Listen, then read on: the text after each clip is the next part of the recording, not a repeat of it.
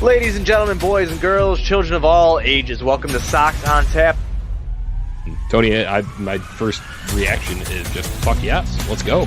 Sox versus Detroit. That's where it all starts. It all starts taking care of business in-house in the Central Division. That's right, I'm a meatball.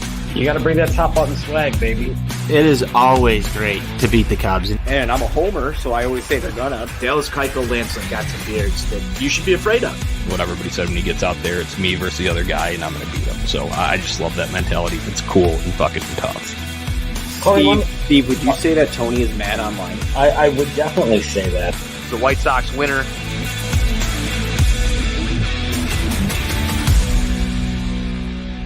Hello, White Sox fans, and welcome into another edition of the Sox on Tap postgame show. It's Tony Marchese alongside NWI Steve, and tonight we're joined by Sean Roberts.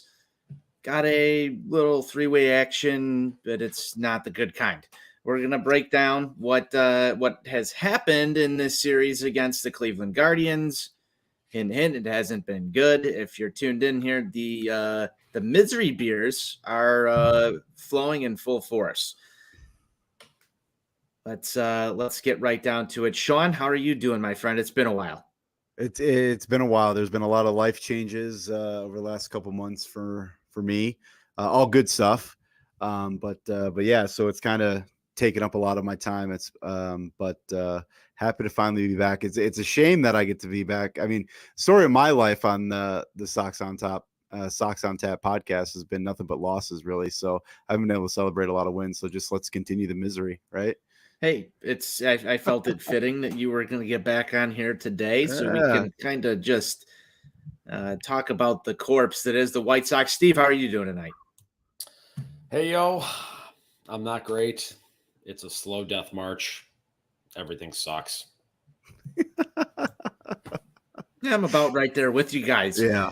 So we'll get into yesterday's ball game, and then we'll get into today's ball game, and we'll talk some general White Sox topics as we always do on this show. I had to derail a conversation that was taking place that we're going to get to, and comparing this team to some teams back in the 2000s. So we'll get to that. But before we do, be sure you're following the show at Sox on Tap. Be sure you're following Steve at NWI_Steve, Sean at Sean23 Roberts. You can find myself over at Tony on Tap. And make sure you join the YouTube comments. Get in the YouTube, subscribe, rate it, review it, do whatever you have to do. But just get in the YouTube comments so you can interact with us throughout the show. Guys, this has been a fucking disaster, for lack of a better term. An absolute fucking disaster over the past 2 days at 35th and Shields. Let's get to yesterday first real quick. We had a nice little tailgate in Lot B. There was a big Sox on Tap presence. Our guy Besnick was there. Steve was there. I was there. Johnny was there. Our guy Matt Berkland, city correspondent of On Tap Sportsnet, was there. Our guy Jake Berger, Trojan, was there. Big Sox on Tap presence. My wife was there. Everybody was there. We were all there. Last time we had that group of people together, we watched Dylan Cease do some really good shit. He did not do really good shit yesterday, and neither did the White Sox. Steve, I'm going to go to you.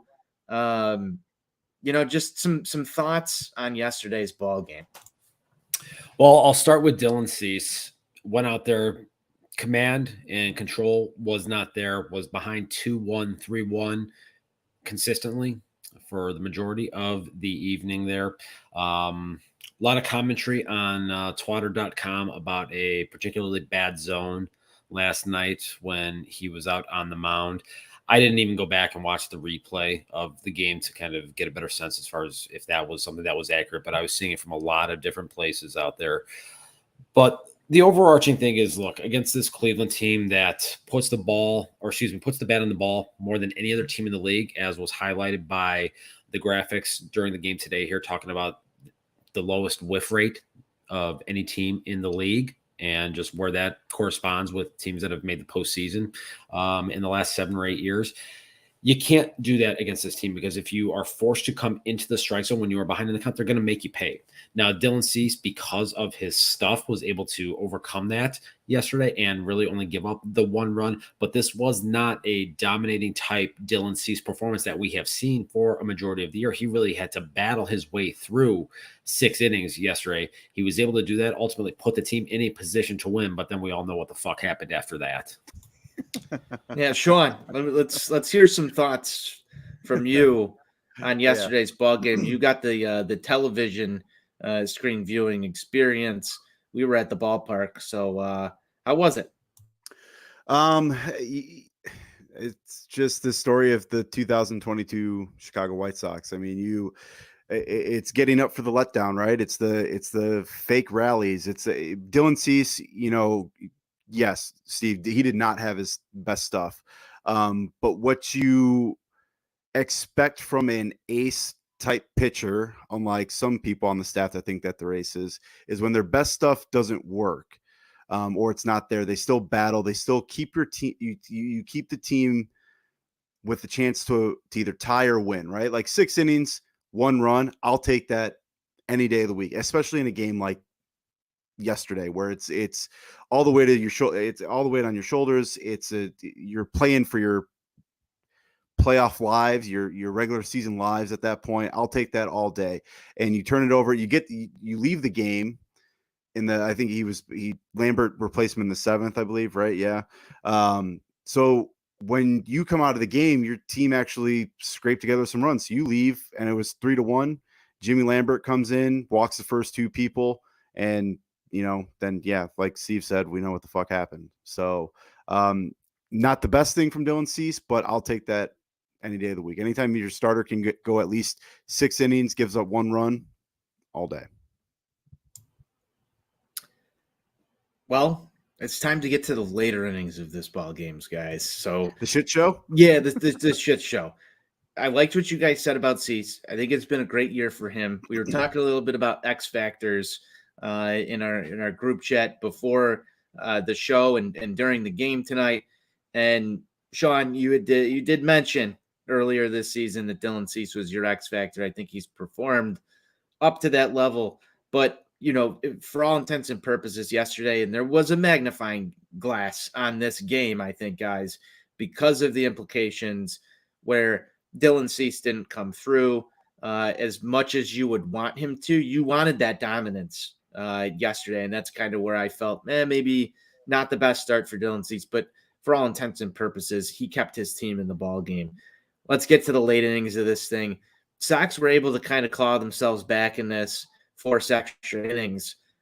Steve, you and I were there watching some extra baseball after a 1-hour rain delay to start this thing. It's getting into the later hours of the night. We know you got a long drive back to Northwest Indiana. So we were telling AJ Pollock, at least Johnny was, he was screaming at AJ Pollock, you're going to walk this thing off. Was that going into the bottom of the 9th or into the 10th?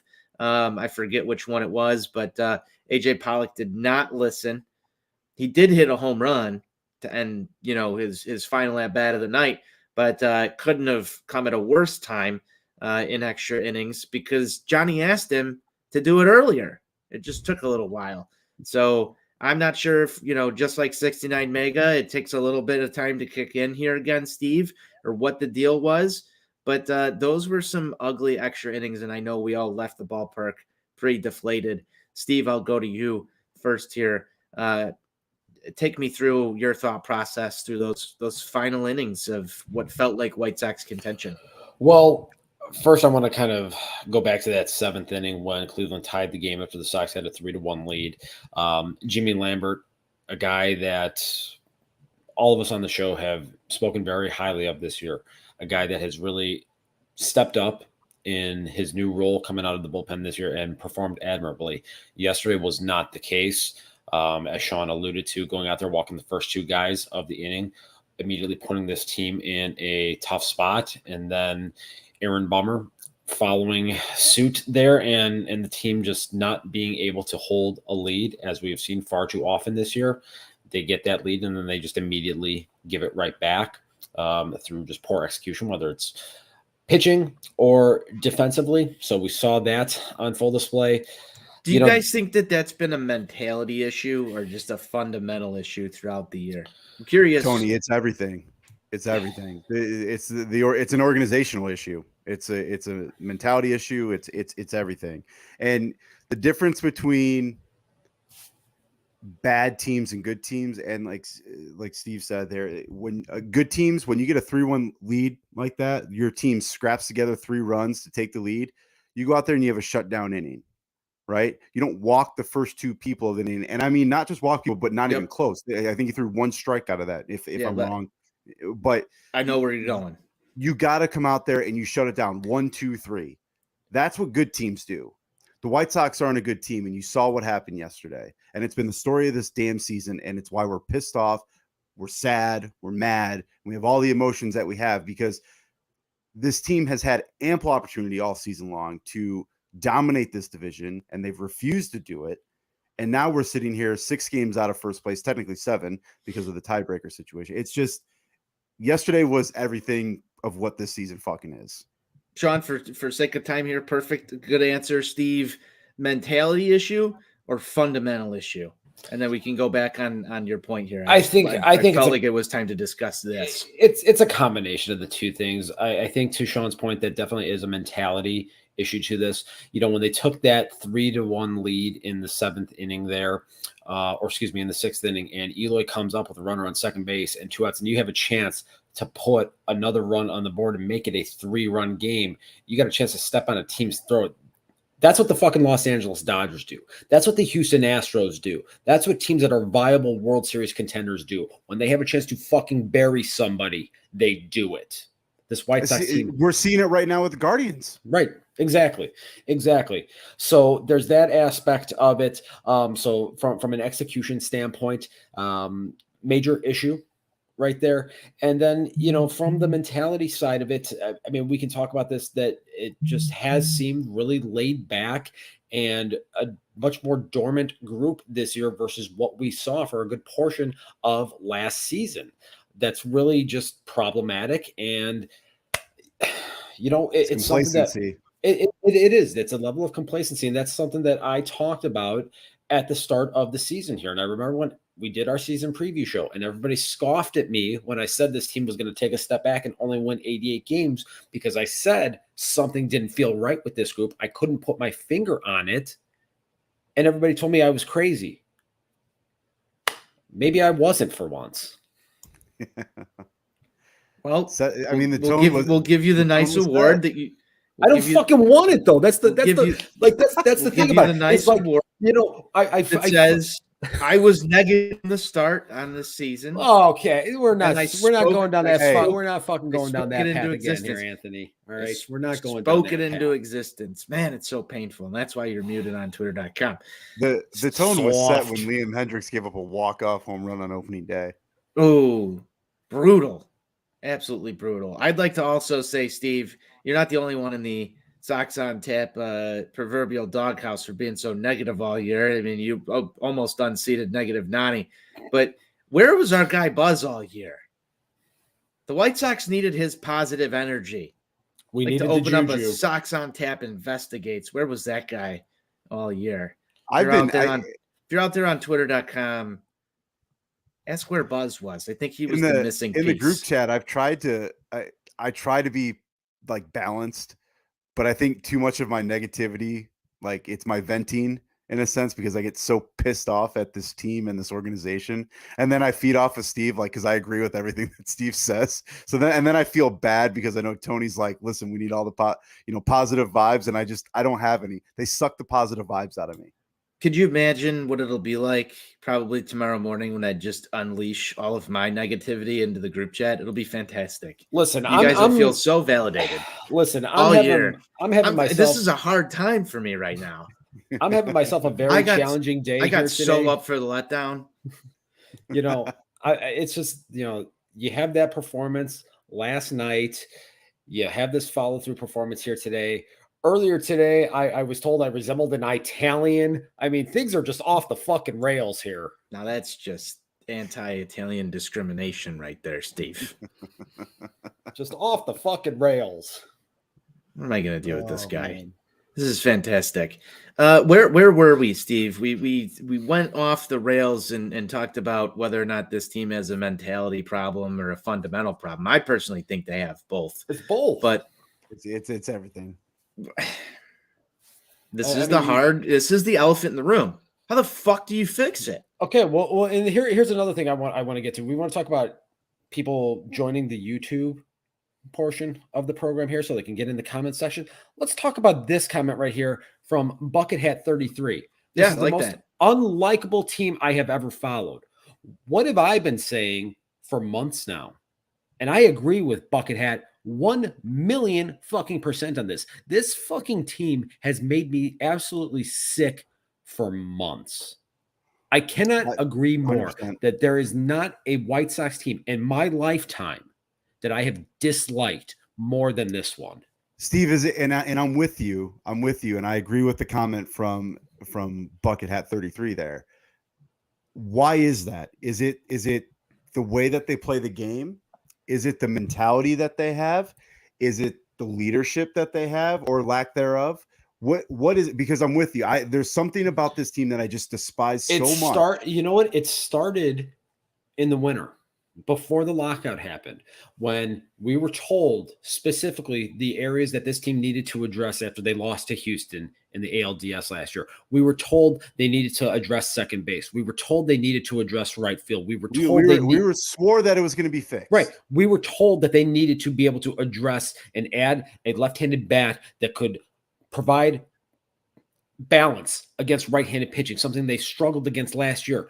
They did none of those fucking things. So immediately, right out of the chute, we had a fucking problem right there. So we had a problem right away. And then you get all the injuries kicking in. And then just like you guys were talking about, there was an aura of complacency that was surrounding this team from the very minute they got to Glendale for this shortened spring training. And then it carries over into the start of the season when, it's April and May. So, hey, we can just fuck around and hit Leury Garcia in the top 5 in the lineup multiple times. We can rest Andrew Vaughn because, hey, we need to keep his legs fresh for fucking September, or we can have him be the second leadoff hitter because these games don't matter because it's only April. It's only May. It's only June. Look where the fuck we're at now. He said it, Tone. Yeah.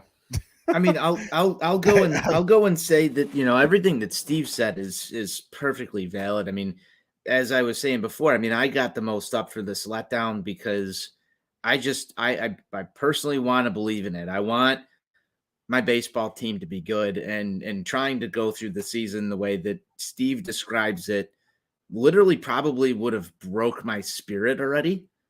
I would be dead. Like, I would probably have had a fucking heart attack already. And so, I want to preface it with this. Some of it's the expectations, right? We've seen so many fucking shitty years of White Sox baseball. Tony, so many. This team was picked to win the World Series by I know. multiple people.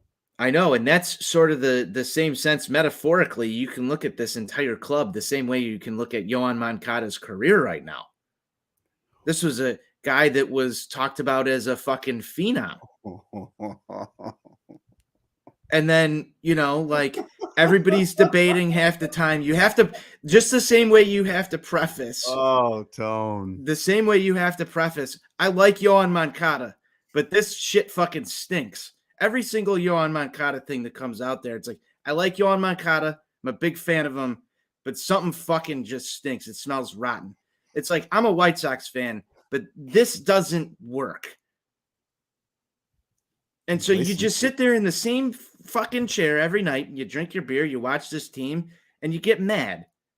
And so, yeah, sometimes you have to just buy in, and then you just fucking explode at the end. But Tony, this isn't just this year. Like, oh no, it's every year. We bought in 2016, and that's part of the problem. We were the ones that were following the damn Charlotte Knights Twitter feeds, getting highlights fed to us every single night. And we can't wait till these guys show up. And then we get promised that the money's going to be spent and this and that. And then Steve, I think you was it you that put it on Twitter today about it was a 2018, 2019 offseason that fucked us. It started this whole thing. That's what started this We cheapened out reaction. We cheapened out in 2018, 2019. And yeah, we got lucky in 2020 with the shortened season. We were able to win the division. That's all well and good. We're like, okay, here we go. Now we're off and running. And then we failed to fill the holes that we needed to fill. But hey, don't worry. We got Larry Garcia to a 3-year fucking contract for whatever that. But it's one thing after another. And every single one of us got up for the letdown. And now we are. I'm going to say this is fucking rock bottom strictly from the expectations, because the main question how the fuck do we fix this? I don't know. We're not going to just sign one player and be like, yep, we're all good. The thing that makes this even tougher to deal with. So piggybacking off of the expectations aspect of it there, Sean, you're 100% right. This team was picked by just about everybody to win the division. You look at any projection system, they all had this team about 90 to 92 wins. And I had somebody tell me over the last couple of days, Cleveland is going to win this division in a year where they were not even expecting or frankly trying to compete. They were literally talking about trading Shane Bieber in April.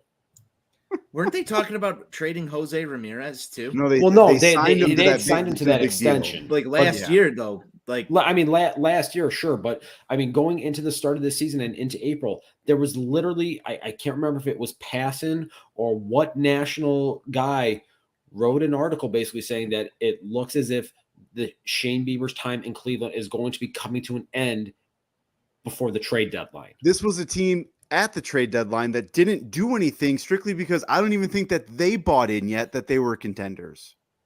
They traded for Sandy Leone.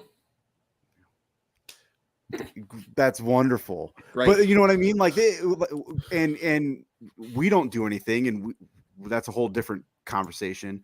But Cleveland didn't even believe in really what the fuck they were doing, and here they are. Sean, here with a 6-game lead. I want to bring up the fact that I've said this for a long time, even back to my Shy Sox Weekly days, that when it came time for Rick Hahn to buy at a deadline, to figure out how to do that, he was potentially going to be trigger shy because of what happened in something that Steve said, the last rebuild that nobody wants to talk about. He got burned, and he got burned bad. And we've never seen this front office really put the capping moves on a team the way that other organizations have. Even you go back to 2005, and they got pretty lucky that they only had to make small minor adjustments. This organization has never brought in. I got to push back on that for a second, Anthony. I got to push back on that for a second. You weren't old enough to remember this, but they had at the time a deal in place for Ken Griffey Jr., and he nixed the deal in 2005. At the trade deadline? Yes. Yep. I remember that. So it still didn't get done. I understand that, but again, I mean, they made the move was made. The deal was apparently that White Sox David was bringing up the other day that they had a deal in place for Jake Arrieta. They did that, but nixed because of a failed physical. Jesse Crane failed the physical. Yeah, and then you add that up to every single time they've had a seat at the table. It doesn't matter what the fucking excuse is for that it didn't get done. It didn't get done. It's always something. The Torrey Hunter shit. We've been dealing with this for years, right? The Torrey Hunter shit. The Bryce Harper stuff. The Manny Machado stuff. Like you can't throw Bryce Harper in there because they didn't even fucking try. They didn't even fucking try. Somebody made a graphic and paraded it around the United Center boards. Okay, did they have a meeting? Yes. And there's a video clip. You can find it on the interwebs. I think it was with CBS Sports. He literally talked about loving the mentality on the South Side of Chicago and the Sox fan base. You can find it if you want it. This. If you read between the lines, it was pretty clear. he kind of wanted to come to kind this of wanted city. it. He kind of wanted it. Well, because he wanted to be here to be by Chris Bryant. Like there were storylines and narratives about him coming to Chicago for that reason. I mean, I still remember the NBC graphics that said that Nolan Arenado was going to be playing third base for the Chicago White Sox, and the Chuck Garfien podcast that said how great Alec Hansen was going to be as the number 2 starter in this rotation. Why do we do this to ourselves? Because we love baseball, Sean. But here's the thing. But okay, us as a fan base, right? Okay, so moving forward, we know that this season's fucked and we're done and whatever. Moving forward, when it comes to a free agent, right? Comes to a big name, are we ever gonna? Is he who shall remain nameless still alive? Well, yeah, yeah. That's the question. Never mind. Yeah, because as long as he's running the show, we're gonna get what we get. What's White Sox Dave always put out there? Reap what we sow. Like that. That's it's the absolute truth. It's the absolute fucking truth. You know, there are 2 organizations in the city of Chicago that are not able to attract premium free agents. What do they share in common? If we had Buzz on tap here, he could help provide a little bit of clarity. I mean, if you're talking about the Chicago Bulls, didn't Dwayne Wade come here at one point? I mean, like that has to count. Exactly. It's the same Jerry Reinsdorf type fucking signing. Oh man, that's why you bring up the 2005, like, oh, Ken Griffey Jr. was gonna come here, and then Kenny goes and gets his guy a couple years later. It's the Manny Ramirez thing. I'm surprised A-Rod didn't have a stint of like 13 games in a White Sox uniform while he was like half alive. Kevin, in fact, I'm surprised they didn't sign A-Rod when he tweeted the video of "I want to come back and chase Pujols." Like that would have been a White Sox signing if I'd ever fucking seen one. Put 50-year-old A-Rod in the seats, man. Yeah. So, okay, can they still do that? Like maybe that would give people a reason to come back. It'd be the ultimate. Kenny gets his guy, A-Rod in a White Sox uniform down the stretch here. Why couldn't they? Can we circle this back real quick? How do we fix this? Is it fixable? Here's basically where I'm at. And Anthony, you're going to sit there and you're going to do your little, thing. Oh, this is why you have to mute Steve, blah, blah, blah, and all that noise. No, go for it. At the end of the day, here's what's going to happen. They're going to cut payroll this winter. I've heard from numerous people without playoff revenue, payroll is getting cut. So you look at this thing, there's not a lot of good ways to do it. Okay. So you're talking about guys that you can move. Liam Hendricks. Okay. Maybe you get a playoff team that needs a closer, but you're going to have to cover that final $18 million, that option that he gets paid regardless of whether he's on the White Sox or not. So you're going to have to pick that up, and you're going to have to throw that money in there to try to get any kind of prospect value back in any capacity. So you do that. Johnny Cueto leaves. Yep, he'll be gone. Maybe you can move Kendall Graveman. Maybe. I don't know. What do you do? Well, Joe Kelly. No one's going to take Joe Kelly. No one's taking Joe Kelly. No one's interested in that. Yep. And then basically what you have to do is you have to hope for a dead cat bounce. You have to hope that Lucas Giolito remembers how to get people out. You have to hope that Yasmani Grandal maybe gets new legs. I got new legs. And maybe he figures out, how to hit the ball out of the ballpark again. Hopefully, But see, maybe, and this is the sad state that we're in. This is literally where we're at. You have to just try to basically run it back and hope for a dead cat bounce and hope that whatever bargain basement scrap heap moves that Hahn makes. Well, actually, I should say probably Chris Getz, because he's probably going to be the guy that's going to be the GM. We're just going to rearrange the chairs of the Titanic. Just hope that he guesses right and that you get a dead cat bounce. I mean, that's where we're at. I mean, they're not going to go out and make any splashes. So no, because Oscar Colas is your right fielder, whether that's on opening day or not. Yep. So there's not going to be an outfield signing. No. You're not moving AJ Pollock and that money. Nope. You've boxed yourselves into a lot of corners here. So I guess so you'll have Colas will be your right fielder. Robert will be your center fielder, barring he wants to still play baseball. Left field will be Pollock, right? Theoretically. So we don't know. What do you do at second base? I would Anderson say will be your shortstop. Mikado will be your third baseman. Eloy's going to be your DH. I would say at second base, you're probably looking at Romy Gonzalez. Okay. Do you try and bring? I don't think you're going to get what you got, or you're not going to get. Elvis Andrews is like playing out of his mind right now. You're not going to get that again. No. So, but do you try to bring him back on a 1-year deal? I mean, I don't think there's going to be the money there. Like it's all going to come down to how much they cut the payroll. How much is the payroll going to get cut? Part of that is because you signed a guy in Larry Garcia to a 3-year contract, and you've hamstrung yourself for no reason. You signed Joe Kelly for $9 million, and you signed Kendall Graveman for $9 or $10 million, whatever number it was. Super pen that gives up runs. That's why good smart teams like the Rays don't spend on the bullpen. They grow their own fucking relievers. Yep. So okay, now the main question. Jose Abreu, Andrew Vaughn, Gavin Sheets. Who goes, who stays? I talked about this, and Anthony got mad online about this the other day. Nobody wants to think about this side of the equation. What if Jose Abreu doesn't want to waste the few good remaining years of his baseball life on an organization that fucking has let him down for close to a decade? Everybody wants to sit here and just assume that it's the White Sox decision. And then he's going to come back. Yeah. Yep. Why should Jose Abreu give the last few good years of his baseball life to this fucking organization? He shouldn't. So, honestly, he might make the decision for them.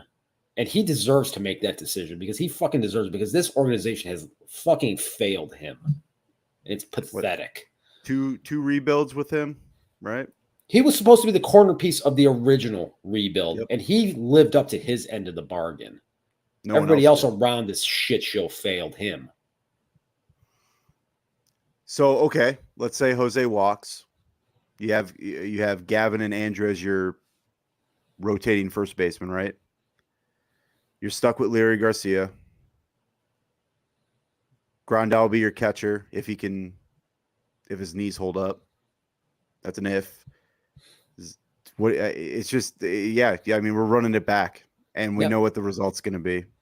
You just hope that no one gets hurt. Yeah, you hope that Luis Robert and stay Eloy, healthy, right? Is that what Beef Love always does? Luis Robert and Eloy, you just hope that they can somehow miraculously put together 120 games, which would be the first time that happens, and hope for the dead cat bounce. Does someone sit Luis Robert and Yohan Moncada down and just say, hey, do you guys want to keep playing baseball? Do you want to be here? Here's my question. Everyone talks, your talent's there. Everyone talks about the leadership of Jose Abreu and the father figure that he is to these guys. Why is he not having that conversation? Do you think that Jose's tried? I don't know. That's what I would love for one of the beat reporters that actually has access to this team on a day in and day out basis to find the answer to that question.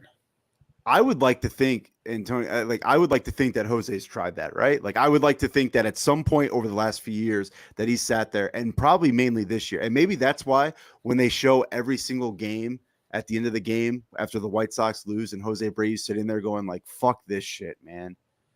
Like, do you think that he's at least maybe tried to talk to these guys? Maybe not the team, right?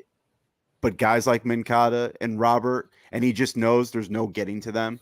It's entirely possible. I mean, I've heard from people, and I'm sure, Anthony, you've probably have heard the same thing because there's been some crossover in some of the circles here that, Yohan got a little complacent when he got the paper. I mean, it's obvious, right? You know, I don't. He wouldn't be the first athlete to do that, but you know, He's got residuals coming in from his. he doesn't have that mindset and that mentality that Jose Abreu has. I talk about this all the time and say that you have to fucking amputate a limb to get that guy out of the lineup. It ain't the case with the rest of these guys. I know he's not, making that much from Spotify because I think for like every click he gets a penny. So he's not relying on the music residuals. I think like as much as we credited Hahn, right? As much as we credited Hahn for locking these guys up early to these extensions for just wait until the second week of October because I got a little something coming out on that topic. But for the window, right? Like, hey, you know what? Like he locked these guys up. We're not going to have to deal with like what the Cubs just had to deal with and blah, blah, blah, blah, blah. Problem is these guys got paid, right? Without even having to prove anything, in a sense. Eloy Jimenez got paid before he even had a major league at bat. Luis Robert got paid before he even had a major league at bat. And I mean, let's be frank, the three of those guys, Moncada 2019 was phenomenal, right? But those guys really, we've seen the talent, we've seen what they can do. They're not on the field that much because of health reasons. And frankly, watching Luis Robert play baseball over the last few weeks has been really, really sad. Yeah. Really, really sad. I've talked about this a number of times on the show this year, that the prospect pedigree that surrounded these guys is not in line with the production. Right. And there are too many people, unfortunately, within the fan base that are still getting caught up on the prospect pedigree. We're past that point. We talk about availability being the most important ability. These guys fail in that department. Eloy, at least since he came back, has made the necessary adjustments to his swing and is producing at a level that is commensurate with what we anticipated he would be. You're seeing what he can do when he's on the field and healthy. Right. Moncada and Robert, remember being told that Luis Robert was Cuban Mike Trout? You still want to talk about that? I mean, he was a MVP candidate going into this year. I know some idiot that wrote that if Luis Robert played 145 games, he was going to finish top 3 in the MVP. I mean, imagine being that moron. And now he can't swing fully. That's been a joy to watch. Tone, what do you got, man? I'm just sitting back, relaxing. I strapped it down, and I just wanted to hear some baseball conversation. It's depressing shit. Yeah, no, it's good sometimes because I feel like I talk so much that I just wanted to sit back and listen for a minute. There was a lot of Tony talk slander coming from Steve over there. I don't think he was out of line on what he thought that next year's going to be. I really don't.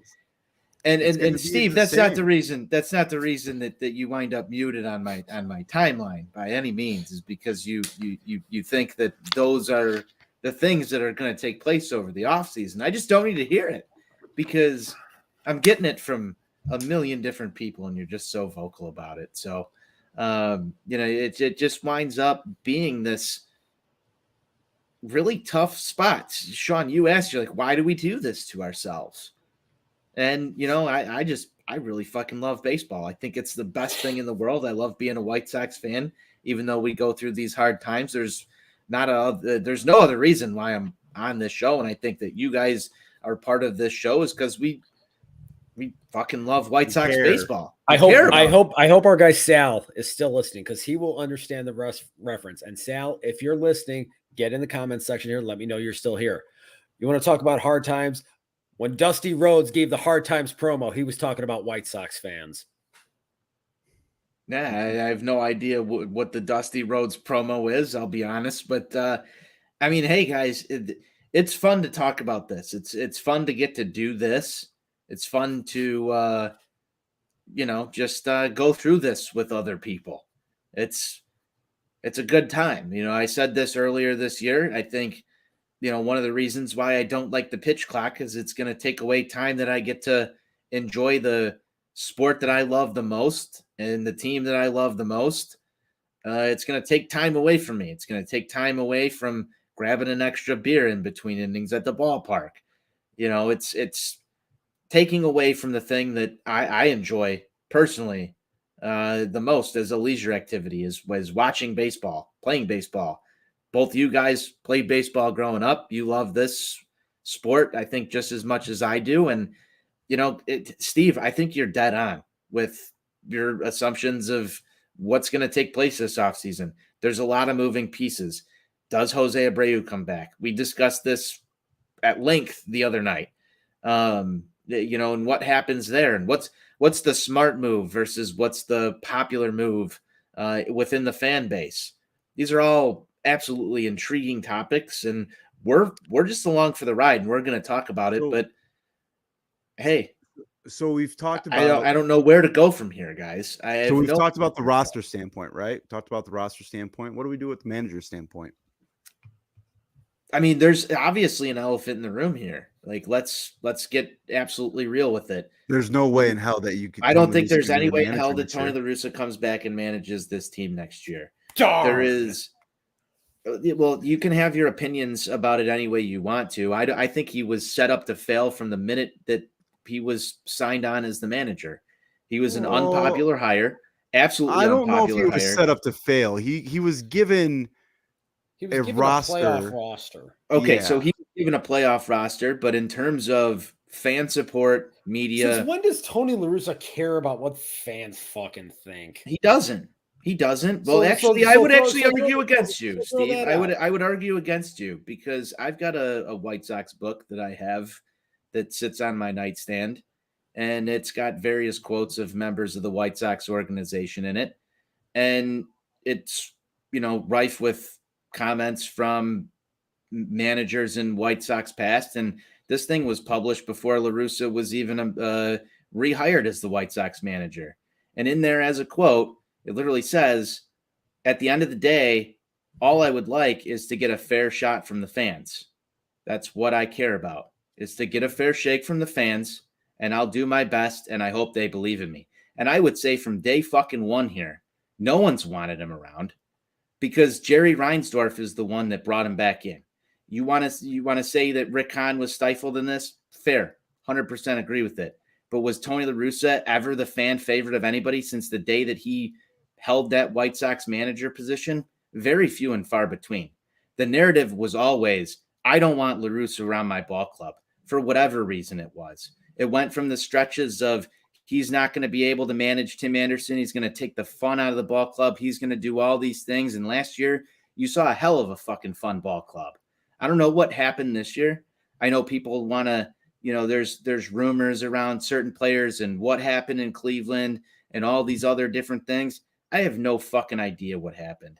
I also know that Tony La Russa is at the back end of his career. Most people are at his age. Was he the right choice? I have no fucking idea. Probably not. But there was a million other hires too that could have been the wrong one. People were out to get him from Jump Street, and he never got a fair shake from the fans. I would say, based on quotes that are published in books, Steve, yeah, he probably does care. Do you think he wanted to come in here and lose? I don't think Tony La Russa is a loser. I really don't, because he's won a lot of fucking baseball games. He's lost a lot too. But do you think that he wants to go down in flames like this? Absolutely not. The fact that the guy flew back to Chicago and tried to get back on managing this team through whatever this is, at least shows that he cares. At least shows that he wants to do something, because on the same end, I think Tony La Russa could have easily said, look I've got health issues. I'm stepping away for the rest of the fucking season. I think there's issues within the front office of this team, because you've got reports that leaked out that certain members of the front office that can, make decisions don't want him back. I think whatever it is there absolutely stinks. And that's why you haven't really heard anything outside of Rick Hahn say, Tony wants to keep this private. You haven't heard anything from Ken Williams on it. You've barely gotten a lot out of Miguel Cairo. and you haven't heard Tony La Russa speak publicly outside of doing something for the Oakland A's. I think that just reeks of miscommunication within your front office. And it's the same thing that plagues this White Sox organization in every other aspect of shit that we've talked about all year. The fact that people want to turn it into a joke, cool, fine. You want that. It is what it is.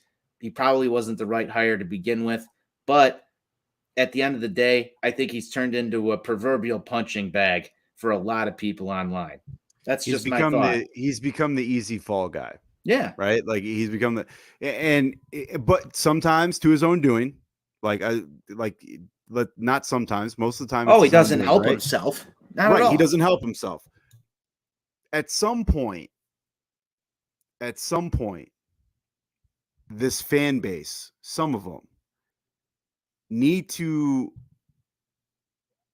wrap their mind around that there are players on this team that are currently playing on the field that have failed and failed miserably. It's not just but Sean, you've got it. Like let's take this out of just the White Sox perspective and go back for a minute here and look at this fan base is basically some of the same fan base that also roots for another Jerry Reinsdorf owned team, like we talked about, the Chicago Bulls.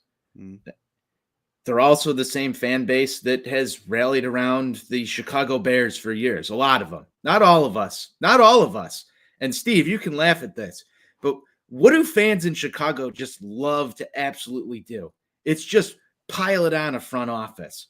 And you've seen it now with and you've seen Chicago it on Bears. The north side too. You've seen it. Yeah, you have. You have seen it on the north side, but you've also seen it with the Chicago Bulls.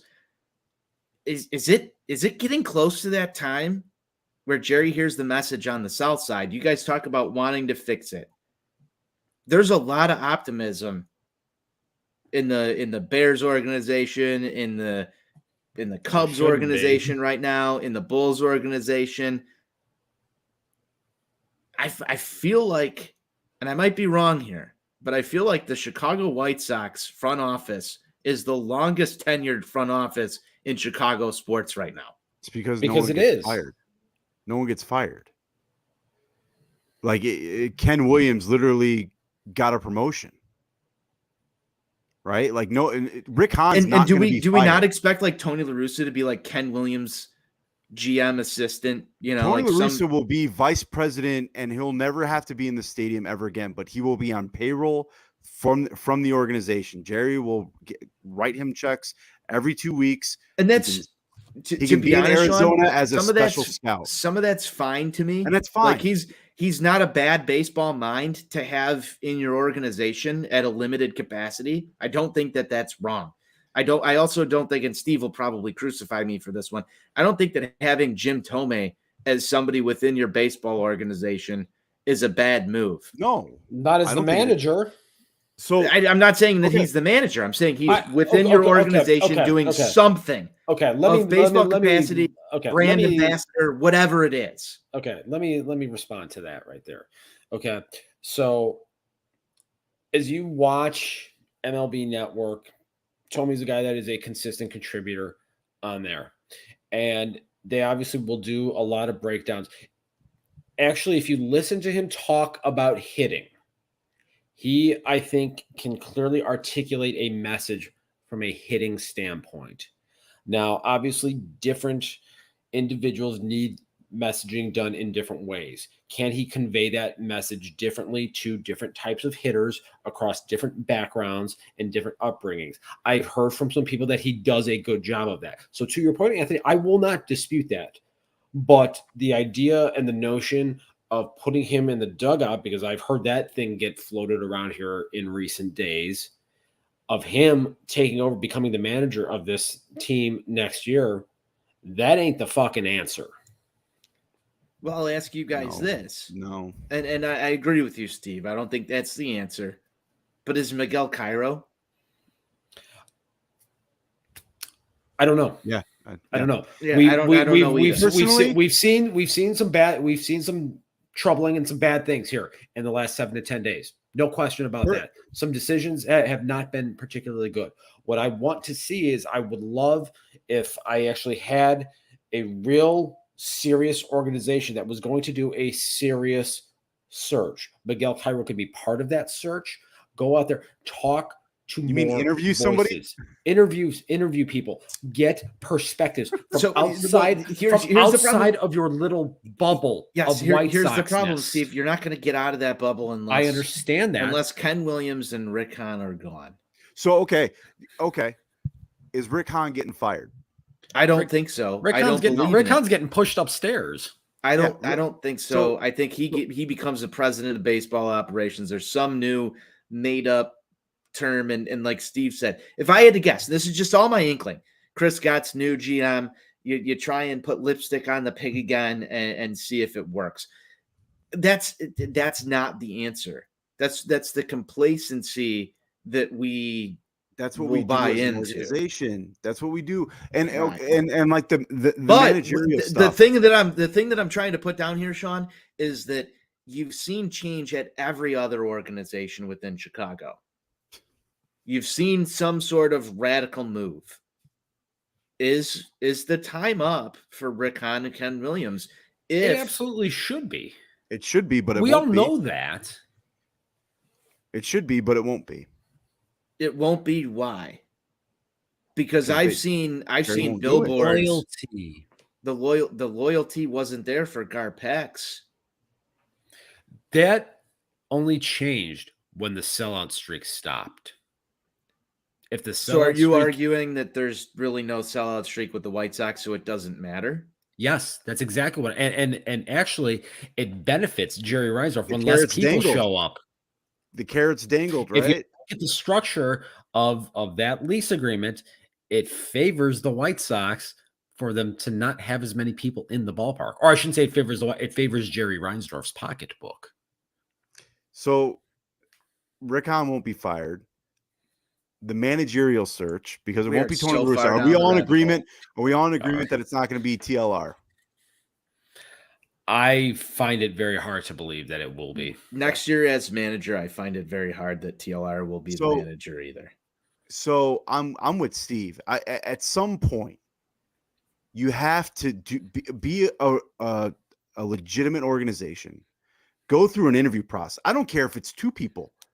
Go through an interview process where it's not all of a sudden that we're getting a Twitter update. The White Sox have hired Robin Ventura. The White Sox have hired Tony La Russa. What? I didn't even know they were going through an interview process. Because Give they me the didn't. interviews.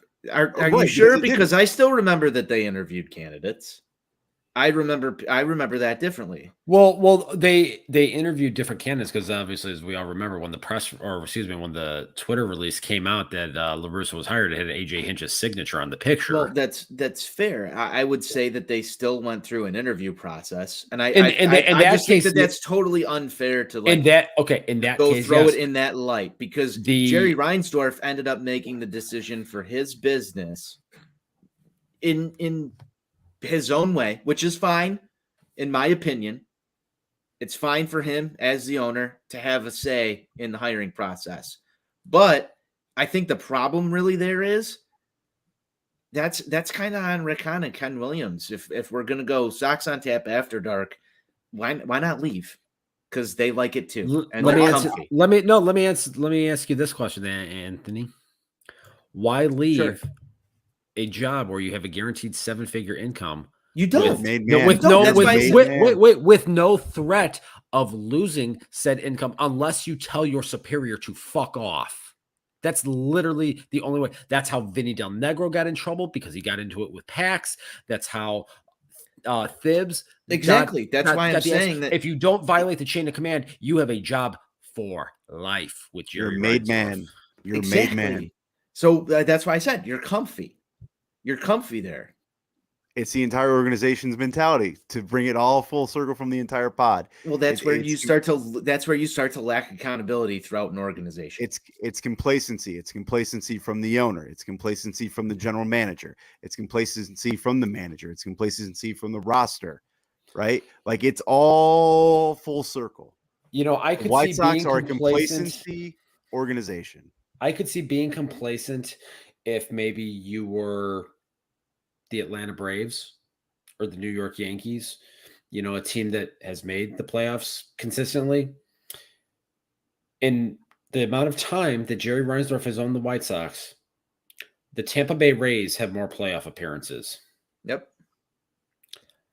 I heard Think some of about these that. stats today on Think about ESPN that. radio Okay. as I was driving. They were So- talking about some of this, Steve, and it was sad. It's Made fucking me sad. sickening is what it is. It's fucking sickening. Made me sad. The Tampa And Bay Rays, The sad part the is Minnesota Twins, the Cleveland Indians, the Kansas City Royals have more pennants in my lifetime than the fucking White Sox do. and look what the Royals just did today. They fired the guy that last led them and put together their last World Series champion 7 years ago. Literally, of the teams that have won the World Series in the last decade, 8 of them now have new leadership. And one of the other sad parts is, guys, we sat there for what, 10 minutes going over next year's roster. We shouldn't have to be doing that. We shouldn't be having to have the conversation. Okay, where do they slash payroll? Who gets left off? We're in the third biggest goddamn market in the country, and yet we sit here going, "Oh, can't afford the $2 million second baseman. Can't do that." We shouldn't have to be going through this. To put your best foot forward, to put the best team possible out there. Instead, we're rotating first baseman into the fucking outfield. That's why I always say the fish stinks from the head. And we all know who the big fish in this organization is. And he wants to continue to run this thing like a mom and pop shop. I mean, I don't know if anybody caught the quotes of the presser that the Giants had today when they announced Buster Posey was joining their ownership group. Their principal owner literally said, "We know about all the shortstops that are going to be in the market this winter. We know about the guy in the Bronx. We know we have holes to fill." Can you imagine what it must be like to be a fan of a team with an owner that would actually come out and say that? Steve, we'll hear about that stuff, right? We'll hear about it. Well, we had a seat at the table. We offered Aaron Judge, 3 years, 40 mil, but we were gonna, have extensions ready to go for him. No, and that's the thing is we'll hear all that shit. It's gonna happen. Names will be thrown out there. Bob Nightingale will throw out some tweet. Oh, the White Sox met with Aaron Judge's representatives, and everyone gets all jazzed up, and we're just getting up for the letdown. Every offseason we go through it. And we're all guilty of it. We all get excited. But at the end of the day, we should all be smart enough at this point to understand nothing's going to get done. Nothing's going to get done. We'll sign a 1-year deal for some fucking scrub second baseman. We'll get all jacked up about it. We'll try and break it all down. And yeah, let's maybe we can scrap out a great year out of him. God willing. If he does, maybe we got a chance to win this fucking worst division in baseball. This is sad. It's pathetic. I'm sad. I might just end the show there. Sunglasses. Yeah, I might just end the show there. Yeah, You guys got anything else? You got some final thoughts? Tell me how you really feel. I love this team, but I love this team, but what did I fucking say earlier? But I fucking hate them too. There you go. It's an abusive relationship that we simply can't quit. And maybe I'll just try being the most negative person in the world next year. I don't know. We'll see. Can't wait for Nani's ballpark mix next season. Hey, that's a great part of every White Sox season. I mean, passion, know, pride, and tradition, boys. We at least know the tailgate on opening day against the Giants will be fun. It will. We at least know that. Shots there. Is that hashtag confirmed? I mean, it has been for the last 4 years, hasn't it? I mean, I'm sure we'll see Sean and Loppy at some point. We'll probably go to the halfway St. Patrick's Day game. Halfway to Pulaski Day. Steve will get mad about it. It's the same thing every year. It's tradition. It's good for you. You'll love it. We'll talk about it on Sox on Tap. Danny Richard, the Danny Richard retirement jersey day. When is that happening? Bring him back. Waiting for Ross Detweiler to get a jersey retired. The beatings shall continue until morale improves. That's going to be a long time, Steve. Guys, I don't have anything else. I'm good. I really don't. I'm good. I really don't. It's been fun seeing you guys. We need to refill the 69 mega. Yeah, I don't know if that's even going to help at this point. Steve, before we get out of here, why don't you list the probables tomorrow and we'll get ready to shut this down. We got John Cueto and Shane Bieber. So Yeah. Have at it. yeah. So 3 hits, 1 run.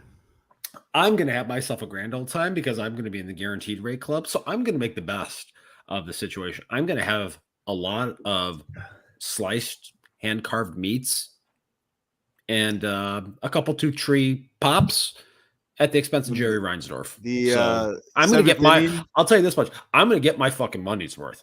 I know that much. 7th inning is when they roll out the dessert menu.